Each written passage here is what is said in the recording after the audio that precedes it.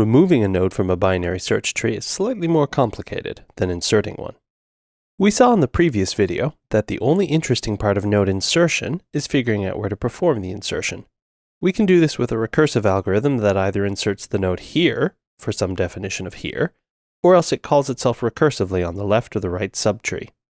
Once nodes are in place, we can look them up by recursively descending through subtrees, based on whether the node we're looking for can be seen as less than or greater than the current node. Removing a node is going to build on this lookup algorithm by doing some work after we find our node. How much work will depend on the topology of the node we need to remove. In order to remove a node, we first have to find it. In a binary search tree, we can do this by recursive descent, just like a normal search operation. Just like searching, the base case for our recursion will be when we reach a node that doesn't exist.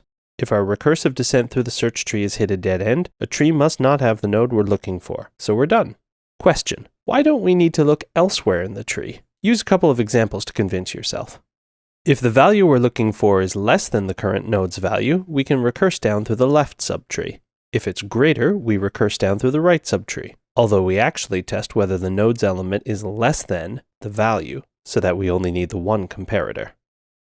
If none of the above are true, that is, we have a non-null node whose element is neither less than nor greater than the value we're looking for, then we have found the node to remove. We now have to consider a couple of cases. The most complicated of these is when we want to remove a node that has 2 children. We can't just add these children to the parent node. Then there'd be a node with 3 children, so it wouldn't be a binary tree anymore. This is a slightly special case, so actually we're going to come back to it. If the node to remove doesn't have 2 children, then it must have either 0 children or 1 child.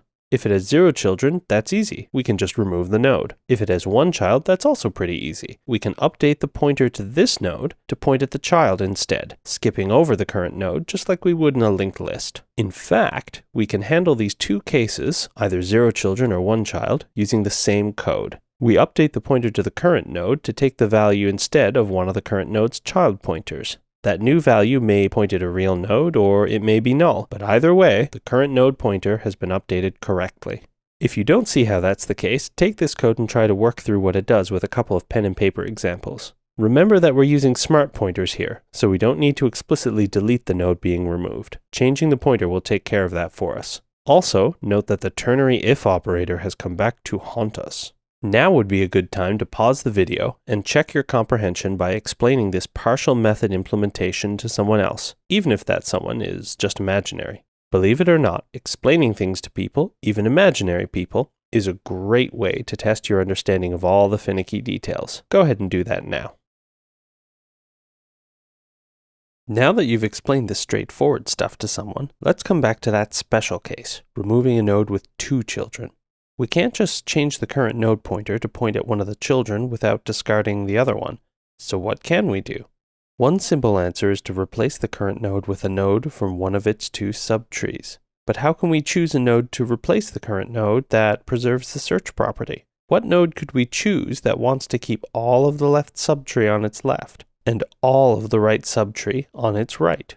The answer is either the maximum value in the left subtree or the minimum value in the right subtree. If we simply move that node's value into the current node, we will remove the current node's value while maintaining our binary search tree invariance. We do need to make sure that we tidy up the old node whose value we are stealing. So that's how to remove a node from a binary search tree, whether that node has 0, 1, or 2 children. We'll practice implementing this algorithm in our class time together.